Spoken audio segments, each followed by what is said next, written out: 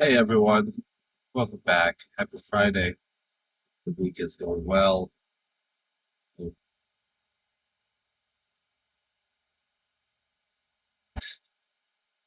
Today we're going to be talking about a very good topic here. Find strength in being nice. A Torah Chassidic path to everyday kindness. In a world that often rewards toughness, cleverness, or self-assertion, the simple act of being nice can feel almost radical. A gentle word, a patient response, genius smile, or genuine smile. These small acts of kindness rarely make headlines, yet they quietly shape the quality of our lives and atmosphere of the world around us. Today we explore the spiritual significance of being nice. This teaching is universal for every person who wants to live with more warmth, dignity, and connection. Rooted in the eternal Torah and illuminated by the gentle wisdom of Chassidic masters, we will discover that true niceness is not weakness or people pleasing. It is a powerful expression of the divine image within us and a quiet force for healing the world.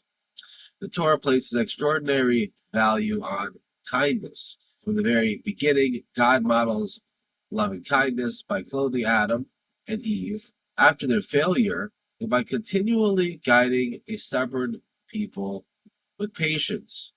Abraham is celebrated not only for his faith, but for his radical hospitality, running to welcome strangers even while recovering from circumcision. The command to love your neighbor as yourself is described by the sages as a fundamental principle of the entire Torah. The Torah repeatedly warns against causing pain with words, against withholding help, against treating others with harshness. Even the way we speak to the stranger, the orphan, and the widow is carefully regulated. Being nice in the Torah's vision is not about being liked, it is about recognizing the divine spark in every person and treating that spark with respect. When we choose kindness over irritation, patience over sharpness, and warmth over coldness, we fulfill one of the most consistent themes of the Torah, that human beings are called to reflect God's own attributes of compassion and grace. Hasidic masters elevated ordinary kindness to a high spiritual art. Baal Shem Tov taught that every person we meet carries a unique divine spark, and the way we treat them either elevates that spark or pushes it further into concealment. A harsh word can wound the soul. A kind word can release light. In Hasidic thought, being nice is a form of service, divine service, that is available at every moment. The author Rebbe emphasized that the divine soul naturally desires to give and to connect. When we allow that desire to express itself through genuine warmth and consideration, we align ourselves with the highest levels of the soul. True niceness, according to Chassidus, is not flattery or weakness, it is strength under control. It is the ability to remain soft-hearted even when we feel pressured, tired, or irritated. They see the problem is when you're too soft, soft-hearted, it gives people the wrong impression. And so, you know, you just can't be soft-hearted all the time. Soft-hearted is like maybe that's a default, but again, it has to modulate with the context. This requires bittul. It's like what's that? What's that book? Suicidal empathy. Just being nice at the cost of like your own existence. You can't do that. That's that's not what God wants. It's not like how they operate. This requires a gentle setting aside of the ego's demand to be right, to be first, or to dominate. Or how about to be just left alone, right? When we choose to be nice, we create a channel for divine light to flow into ordinary human interactions. Every smile, every patient response, every small act of consideration becomes an act of repair. The spiritual practice of being nice carries profound significance for every soul and reveals the divine image in ourselves and others. When we treat people with dignity, we affirm the sacredness of the human being. It softens the atmosphere around us. Kindness creates safety, trust, and openness. the conditions in which people can grow. It refines our own character. I think kindness, has a step from a place of like trusting. Trust that a person that different chapters. You know, it's just like operating in good faith.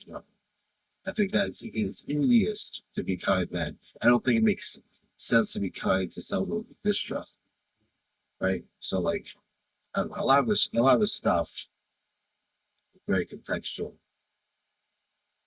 Okay, it elevates hidden sparks. Every act of genuine warmth gathers light, and I think that goes back to like the asymmetry, right? It's like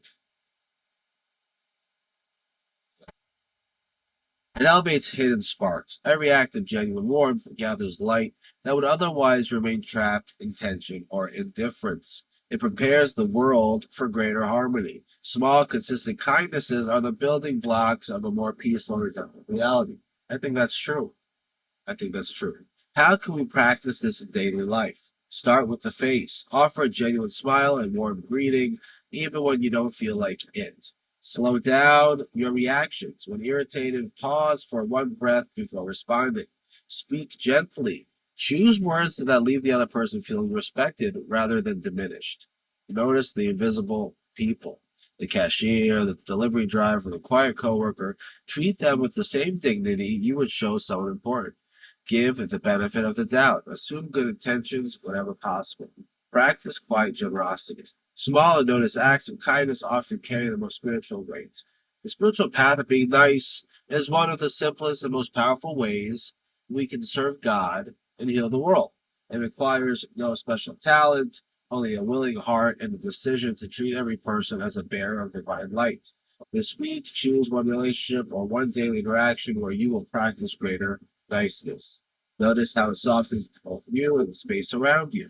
If this message warmed your heart, share in the comments. Where are you working? I think this is an issue with all these like, you know, whatever it is that, you know, notice how it softens both you and the space around.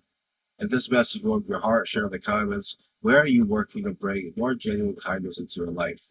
Like if these words encouraged you, subscribe for more explanations and Torah for Civic Wisdom, made alive for our time, and turn notifications. May your words be gentle, your presence be warming, and your everyday kindness become a quiet force for light in the world. Until next time, be nice, be real, let your warmth reveal the divine image in everyone you meet. Everyone be healthy, be happy, be blessed. Have a great Friday. Have a good, safe weekend. I'll see you next week. Thanks so much.